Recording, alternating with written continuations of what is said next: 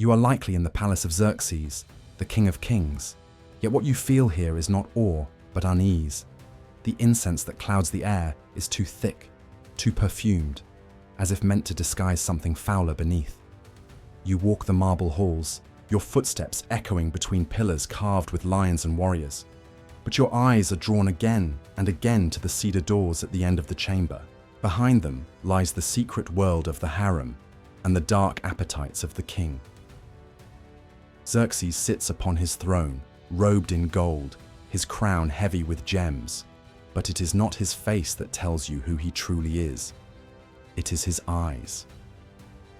They wander toward those doors again and again, hungry, restless, predatory. Every victory, every tribute offered by trembling ambassadors, every mountain of wealth brought to his feet seems to leave him unsatisfied. His empire is vast, yet the only conquest that truly consumes him is the conquest of flesh.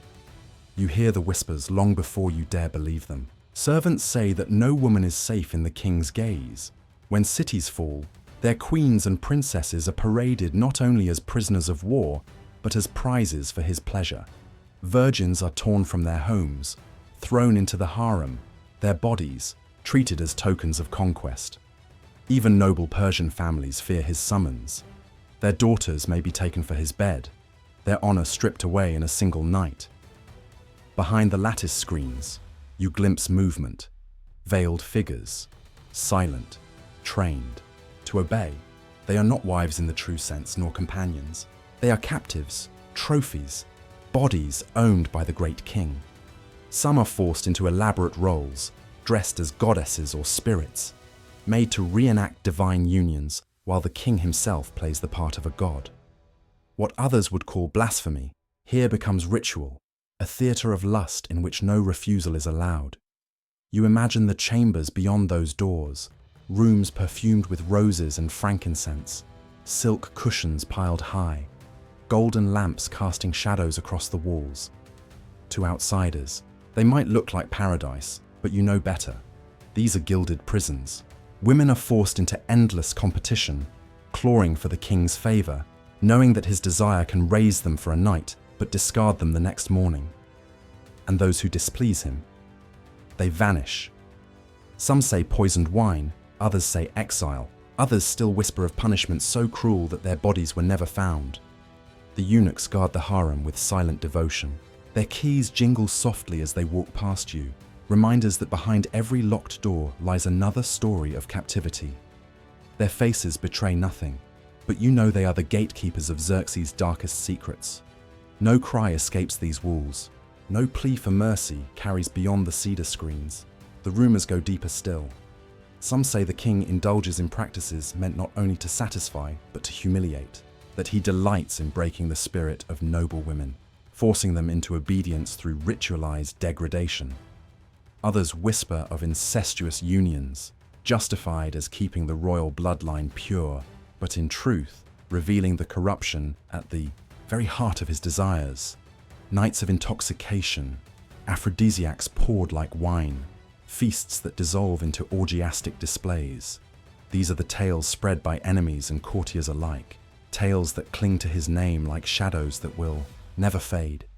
You stand there in the court, but your eyes cannot leave the cedar doors. You feel as though they are watching you back, as though the darkness within them presses outward, seeping into the hall. The tribute of nations glitters on the marble floor, but it is meaningless. What Xerxes craves cannot be measured in gold. It is flesh, obedience, and the power to own what others cherish most. And so you realize, this palace is not a temple of majesty. It is a labyrinth of desire and cruelty, every wall echoing with whispers of women unseen, every screen hiding the cost of the king's hunger. You are standing in the shadow of the great king, and the shadow is darker than you ever imagined. You are likely standing now before the cedar doors, the threshold between the world of men and the forbidden chambers of Xerxes' harem. The throne hall fades behind you, the murmurs of diplomats, the clang of soldiers' armor, the chants of priests, all swallowed by the silence that hangs here. A silence heavy enough to smother. The doors open with a groan of bronze hinges, And, at once, the air changes. It is warm, too warm, thick with perfumes that cling to your tongue like syrup. The sweetness is almost nauseating. Roses and myrrh mixing with something sour, something human. The faint scent of sweat, of fear, of bodies trapped too long together in gilded captivity. You step inside. The chamber glitters with wealth, walls painted with scenes of gardens, fountains spilling over marble basins, silken draperies heavy with embroidery. Cushions are piled in every corner, and golden lamps burn with oil, throwing shadows that sway across the walls like restless spirits. But the beauty feels wrong here. It is not a home. It is a stage, a prison disguised as paradise. The women are silent as you enter. Dozens of them, perhaps more. Some recline on cushions, their faces veiled, their eyes lowered. Others stand in clusters, whispering so softly you cannot catch their words. Their clothes shimmer with pearls and bright dyes, but their faces betray no joy. These are not companions, nor queens in waiting. They are possessions, war spoils, political offerings, daughters of kings and nobles torn from their homelands and locked away forever. You watch as one young girl, she cannot be more than 15, is led past you by eunuchs. Her veil trembles with the quickness of her breath. Her eyes dart around the chamber, wide, frantic, like a bird trapped in a cage. She vanishes behind another set of doors, and you know without needing to be told where she is being taken, to Xerxes' bed. Tonight, she will be stripped of her innocence and remade into another piece of the king's collection. The women who remain here live in constant competition, though it is a competition no one truly wins. You hear it in the whispers, stories of jealousy, of betrayal, of poison slipped into wine cups. Every woman is desperate for a single night of favor, for the fleeting chance to be noticed. A smile from the king could mean a higher place in the hierarchy. His coldness could mean exile to some forgotten corner of the palace, or worse, disappearance without trace. The eunuchs patrol the chamber, their presence a constant reminder of captivity. Their eyes are blank, but their ears hear everything. Their hands quick to punish insolence. They hold the keys to every door, the power to lock these women in darkness, to silence them at the king's command. You see one strike a concubine for speaking too loudly. She bows, trembling, her cheek red, her lips pressed shut. She knows better than to cry out. The practices whispered by outsiders suddenly feel real around you. Nights of ritualized intimacy, where women are forced into roles, goddesses, priestesses, mythical lovers, acting out ceremonies of submission while the king himself plays the part of a god. It is not lovemaking, it is performance, domination dressed as divinity. The women who falter in their roles risk punishment. Some vanish the next morning, their names erased, their bodies never seen again. You feel the weight of this world pressing in on you.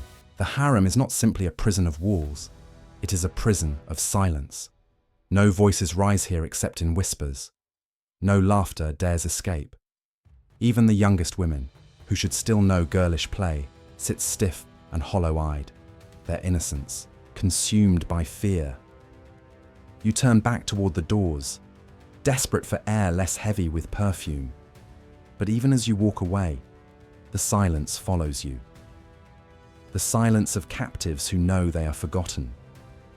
The silence of lives broken for the pleasure of one man, and you realize this is Xerxes' true empire.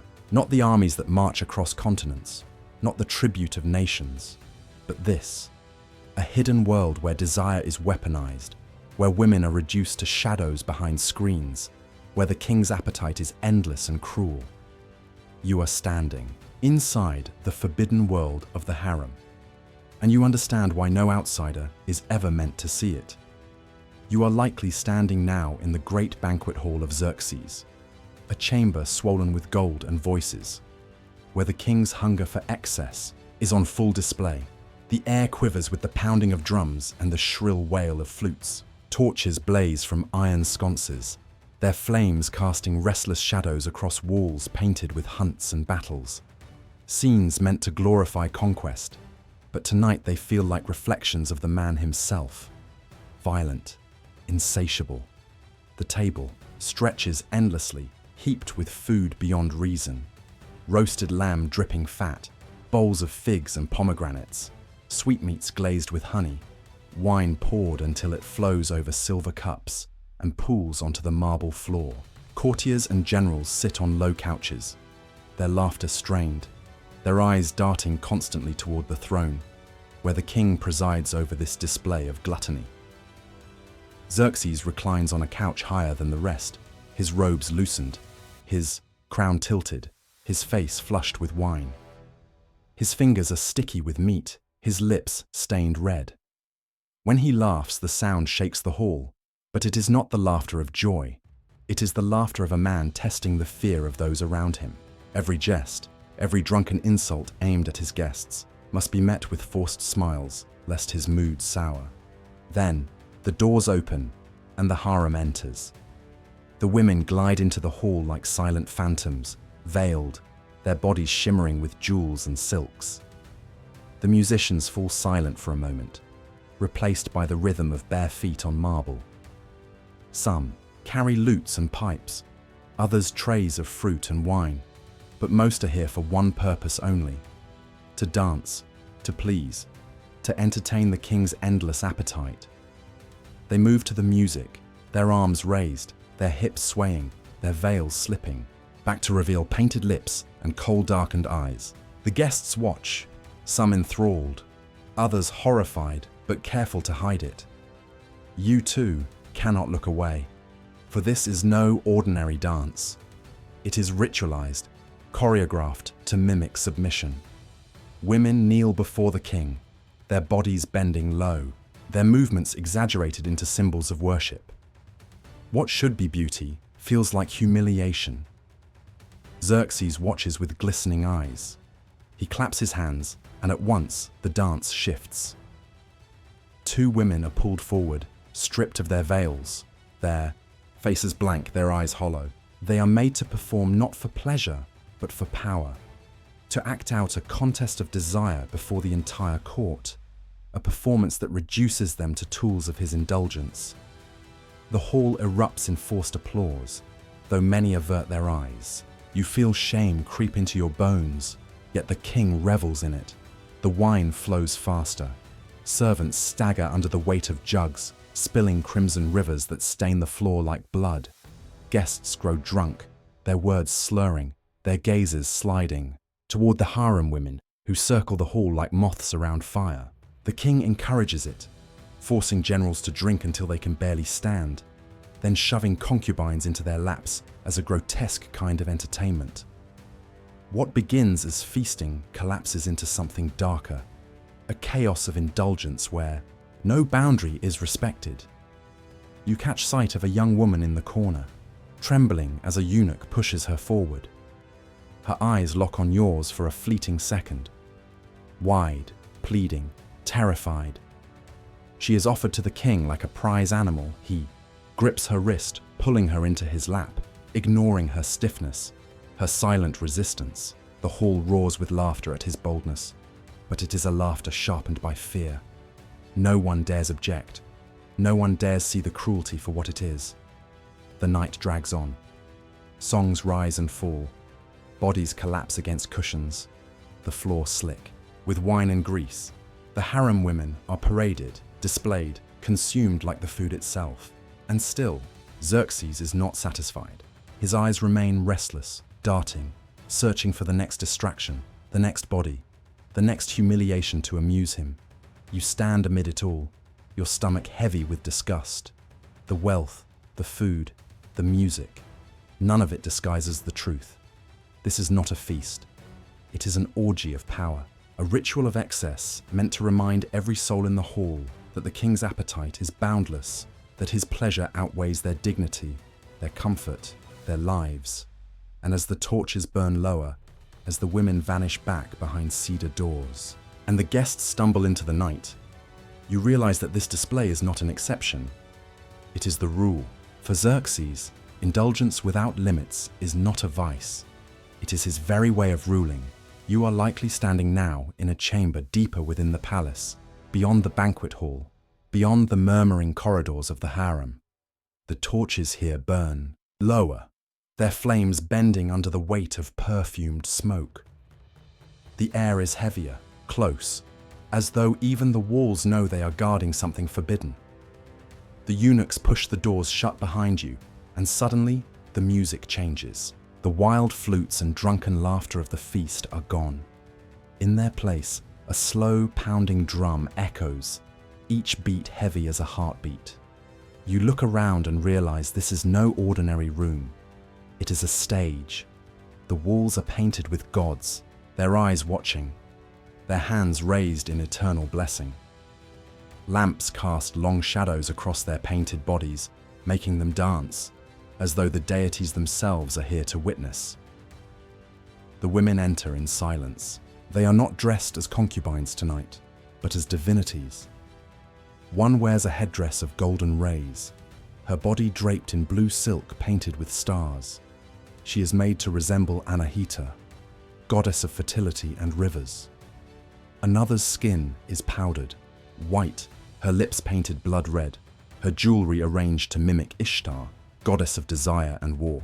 Each one has been transformed into a symbol, a living idol meant to please the fantasies of the king.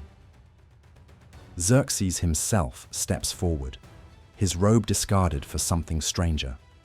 A garment stitched with symbols of fire and light, the markings of Ahura Mazda, the great god of Persia. But there is nothing holy in his eyes. They burn with hunger, with the arrogance of a man who believes himself more than mortal.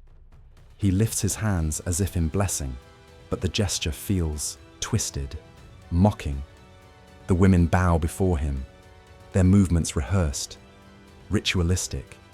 They chant words you cannot fully hear, syllables shaped into prayers but bent into submission. Their bodies sway in patterns too precise to be natural. Each step, choreographed to reflect worship. It is not a ceremony of faith. It is a ceremony of domination. You watch as Xerxes approaches the woman dressed as Anahita. He lifts her chin with jeweled fingers, tilting her face upward, as though she were an idol to be adored. But when he speaks, his words are not reverent, they are commands. She nods quickly, her eyes flickering with fear, then kneels before him. The other women follow suit, bowing low, their foreheads pressed to the ground, their voices rising in unison like a hymn. The scene unfolds like a grotesque parody of religion. Where priests might burn offerings, Xerxes offers women. Where worshippers might kneel in humility, concubines kneel in humiliation. Each movement, each act is meant not to honor gods, but to honor him, to elevate his flesh to divine status. He is not content to rule men. He craves to be worshipped as a god himself. The rituals grow darker as the night deepens. You see women forced to lie across the floor, their bodies forming the shapes of sacred symbols, while Xerxes walks among them, placing his hands where he wills, speaking words of false benediction. Some of the women tremble, others stare blankly, their minds long broken by repetition. For them, this is not the first ritual. For them, this is a cycle with no end. You feel the weight of blasphemy pressing on your chest. The gods painted on the walls seem to recoil in their frames, their painted eyes filled not with blessing but with judgment. You wonder if this too is part of the king's hunger, not only to control the living, but to mock the divine, to prove even heaven itself bends before his will. The drums grow louder, the chants more desperate, the shadows more violent. At last, Xerxes throws back his head and laughs, the sound echoing through the chamber like thunder. The women bow deeper, their foreheads pressed harder into the stone. And you realize, this is not worship. This is desecration. This is sex dressed as religion, desire dressed as divinity, a ritual not of faith, but of power. As the torches burn, lo, you step back into the hall, your stomach tight with disgust. Behind you, the drums still beat, the chants still rise, the shadows still writhe. And you know that in this palace, the line between God and man has been broken. trampled under the feet of a king who believes his hunger is holy. You are standing in the presence of a man who has turned worship itself into his darkest indulgence. You are likely standing now in a smaller chamber of the palace, far from the grand banquet hall and the ritual rooms. Yet the atmosphere here is heavier still. The walls are close, draped with tapestries to muffle sound. The torches burn lower, their light flickering across cold marble. You feel as though you have entered a place where secrets are not whispered, they are inflicted. The eunuchs bring in the women. They are not veiled concubines this time, not women bred to this prison. These are captives, the daughters and wives of kings who dared to defy Xerxes. Women of noble blood dragged from ruined palaces and broken households. Their faces are pale, their bodies trembling in fine garments torn from their homelands, jewels stripped away and replaced with chains that bite into their wrists. They do not belong here, yet here they are, offered up to the king like offerings of humiliation. Xerxes waits, his eyes gleaming in the shadows. He does not look at these women as women. He looks at them as weapons, as instruments of his power. To him, their suffering is a proclamation louder than any army. Your kings are nothing, your nations are nothing, for even your queens kneel before me. You watch as one is forced to her knees. She resists, her voice breaking as she cries in a tongue you do not know, but the eunuchs shove her head down until her forehead scrapes the stone. Xerxes laughs, not with joy, but with cruelty, a laughter that cuts through the air like a blade. He rises from his seat, towering above her, his robe dragging across the floor. He places his hand on her head, gripping her hair tight, forcing her face upward so she must look into his eyes. The room grows still. You hear only her ragged breathing, the jingling of her chains, the cruel hum of the king's voice as he whispers something to her. She flinches, recoils, but the eunuchs tighten their grip. The humiliation is the point. This is not desire. This is conquest. A continuation of war fought not with spears, but with flesh.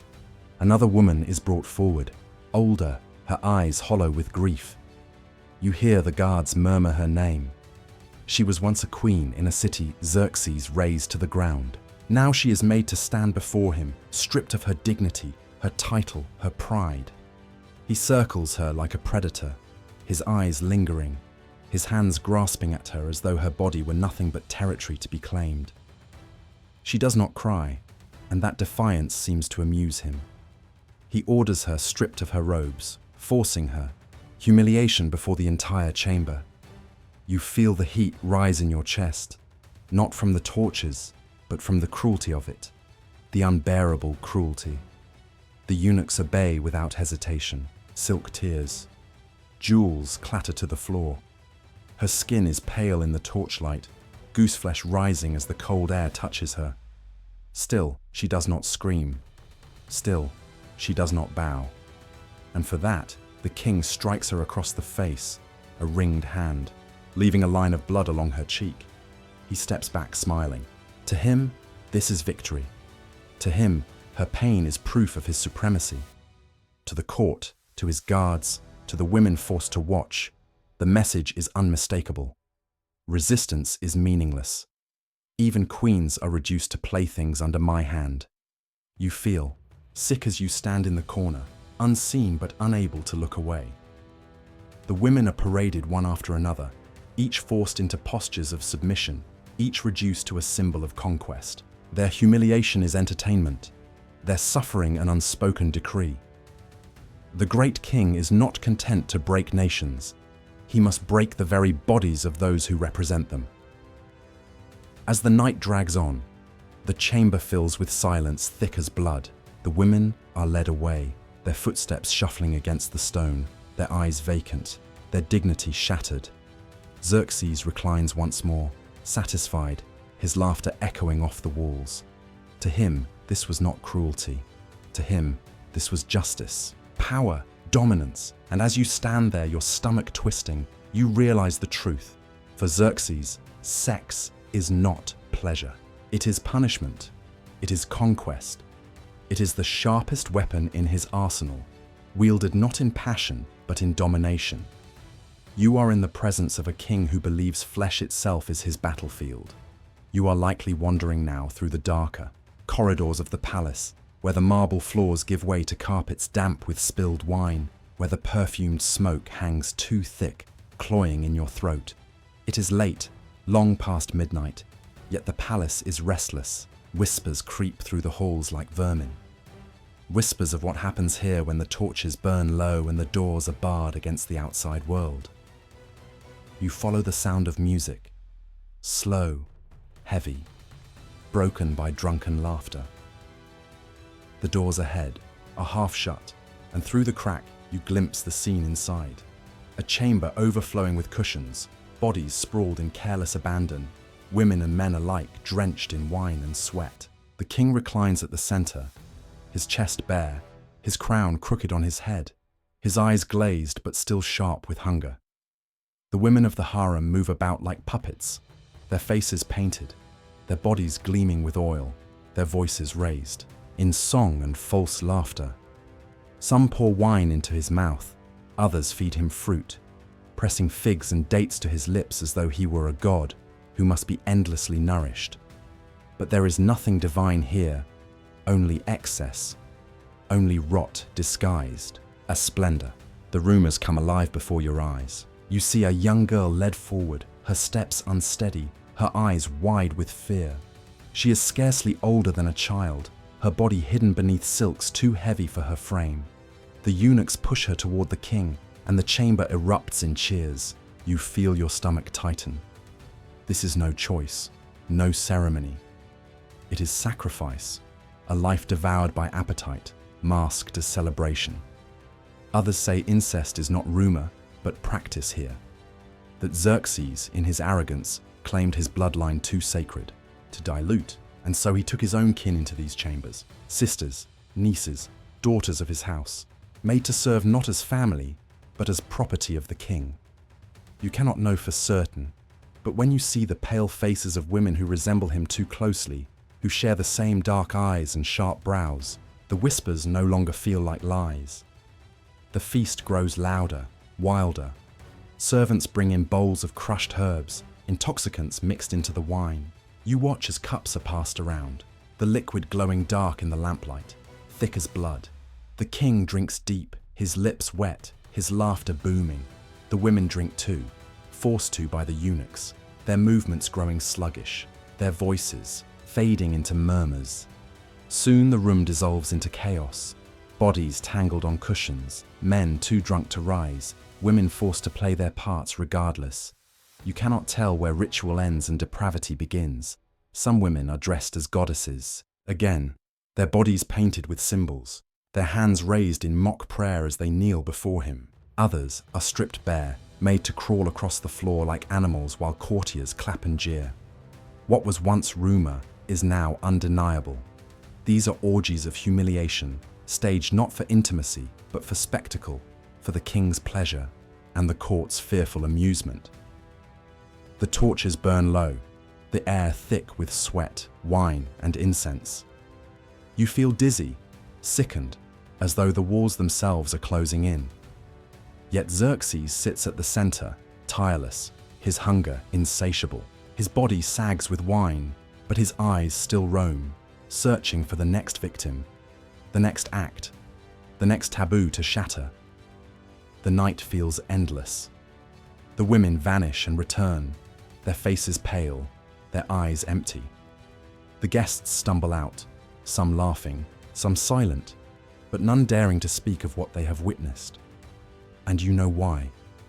To speak of it would be death. To repeat it would be treason. These things must remain whispers, carried like smoke in the dark. Rumors never confirmed yet never, denied. And yet you know in your bones the rumors are true. The incest, the intoxication, the orgiastic feasts. They are not lies crafted by enemies, but shadows birthed by the king himself. Shadows that cling to every wall of this palace. Shadows that will stain his name long after the torches burn out. You step back from the door, heart pounding, stomach hollow. Behind you, the music still wails, the laughter still rises, the the bodies still writhe. Ahead of you, the corridor stretches into darkness, and you realize there is no part of this palace untouched by taboo, no chamber untainted by accusation. You are walking in a house where shame itself has been turned into ritual, and where the king sits enthroned upon it like a god of corruption. You are likely standing now inside the inner chambers of the harem, where the noise of feasts and the fury of rituals do not reach. Here, the silence is worse. It is not peaceful silence. It is the silence of despair. The rooms are dazzling at first glance. Walls painted with gardens, carpets thick enough to swallow your footsteps, fountains murmuring in courtyards perfumed with jasmine. Every corner glitters with gold and silk. Yet the beauty is suffocating. It presses down like a cage lined with jewels. You realize quickly that nothing here is meant to comfort. It is meant to conceal captivity. The women move like shadows across the halls. Some recline on cushions, others gather in quiet groups, their voices no louder than a whisper. They wear silks dyed in every color, but the brightness of their clothes only makes the emptiness of their eyes more unbearable. You see them glance toward the high windows, where the sunlight streams in, narrow slits of freedom they will never touch. Here, every day is the same. Dawn breaks with the sound of eunuchs unlocking doors, their keys rattling like chains. Servants arrive with trays of food, but the women eat without joy. Then comes the endless waiting, waiting for the king's summons, waiting for favor, waiting for punishment. The hours drag like years, the silence broken only by whispers of rivalry, jealous glances, soft sobs muffled into cushions. You notice how quickly hope rots in this place. A woman newly brought into the harem might smile at first, her eyes bright, her voice alive. But weeks pass, then months, and her laughter fades. Soon she too will walk slowly, her head bowed, her lips pressed into silence. This prison consumes not only freedom, but identity. Here, names are forgotten, faces blur, individuality dissolves until only shadows remain. The competition among the women festers like a wound. They are forced into it, trained to fight for the smallest sign of attention. A smile from the king might elevate one for a night, while another is cast down, her belongings taken, her cushions stripped, her place in the hierarchy erased. Poison whispers run through the chamber, tales of women who slipped powders into rivals' drinks, of silks found smeared with venom, of jewels stolen in the night. But betrayal here is not sin, it is survival. You see the darker side of vanishing. Sometimes a woman displeases the king. Perhaps she hesitates. Perhaps she speaks when she should be silent. Perhaps she simply ceases to amuse him. The next day, her cushions are empty, her clothes removed, her very presence erased as though she never existed. None dare ask where she has gone. None dare whisper her name again. It is as if the palace swallows them whole. The eunuchs patrol, constantly, their faces carved from stone. They speak rarely, but their steps echo down every corridor, a constant reminder that escape is impossible. The women glance away when they pass, their voices dying mid-sentence. The eunuchs hold the keys not just to doors, but to fate. At a word from the king, they can lead a woman into the inner chamber or into oblivion. And so life in the harem is not life at all. It is waiting, waiting to be chosen, waiting to be discarded, waiting to vanish. Days blend into nights, nights into weeks, weeks into years. The laughter of girls becomes silence. The beauty of queens becomes emptiness.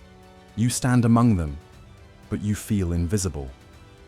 The weight of their despair clings to you like smoke, thick, choking. Every corner of this prison screams with the same truth.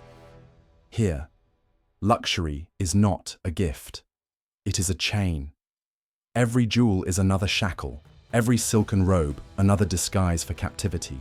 You understand now why the harem is the most forbidden place in the palace. It is not simply because it is private. It is because it reveals too much. Behind these gilded doors, the empire's mask of majesty falls away, exposing the rotting core beneath. You are in the heart of Xerxes' harem, and you see it for what it is. Not a sanctuary, not a treasure, but a graveyard for the living.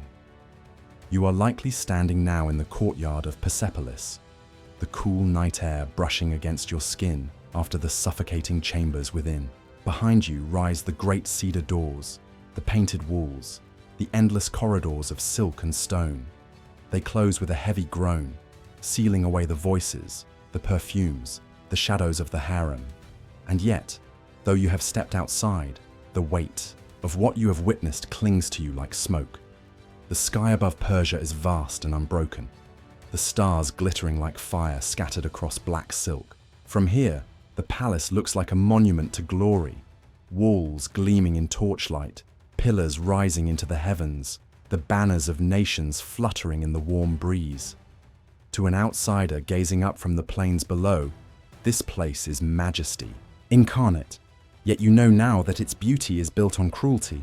Behind its carved facades, the air is thick with humiliation, indulgence, and whispers too dangerous to speak aloud. But even as you breathe the freer air of the courtyard, another truth gnaws at you. How much of what you have seen is real? How much of it is shadow, crafted by those who hated him, those who sought to reduce Xerxes not to a king but to a monster? The Greeks, after all, despised him. To them he was the despoiler of Athens, the tyrant who sent his armies to trample their freedom. Their histories drip with venom, each tale more grotesque than the last. Incest, orgies, cruelty, blasphemy. Were they exaggerations? Or were they only revealing what Persians themselves dared not say? You remember the faces of the women, their hollow eyes, their trembling hands, their silence. Such details are not inventions. You saw the eunuchs with their keys. You smelled the perfume masking sweat and fear. You heard the laughter that rang not with joy, but with cruelty. Propaganda may exaggerate, but shadows like these do not form from nothing. Behind every whisper lies a fragment of truth. You stand by the carved reliefs along the courtyard wall. They depict endless processions of tribute, men from distant lands, carrying gifts of ivory, gold, and rare animals. Their heads are bowed, their bodies frozen forever in submission. Yet you cannot look at them now without imagining the other side of conquest. For behind each tribute came daughters stolen, wives seized, queens dragged into captivity. The empire was not fed only with coin and grain, it was fed with flesh. And this is the paradox you cannot escape. Xerxes was more than a tyrant. He was a ruler of one of the greatest empires in history, a man who commanded armies that stretched across continents, a king whose name thundered through ages. Yet when you step out of his palace, what follows you is not the memory of monuments or armies. It is the memory of silenced women, of drunken feasts, of rituals that mocked gods and chained mortals. His legacy is not only carved in stone, it is etched in whispers, rumors, shadows. The night wind brushes your face, but it does not cleanse you. The palace looms behind you, immense, eternal, its torches burning against the sky. Somewhere within, the eunuchs lock the harem doors again. Somewhere, a concubine weeps into her cushion. Another vanishes into darkness. Another is prepared for the king's summons. The cycle continues, unseen, unspoken, and you realize this is how history works, not only through marble and armies, but through whispers carried in the dark. Xerxes may have ordered inscriptions to boast of his power, but it is the stories of his cruelty, his indulgence, his forbidden practices that survive in the imagination. They are passed from mouth to mouth, growing darker with each retelling, until the man himself dissolves into legend. You take one last look at the palace, its golden walls gleaming under the moon. Is this the house of a king, or the lair of a monster? History will never answer with certainty. But as you turn away, you know this much. You have walked through shadows that cannot be forgotten, shadows that will cling to Xerxes' name forever. You leave the court of the King of Kings, but you carry with you the haunting truth. Reality and rumor have become one.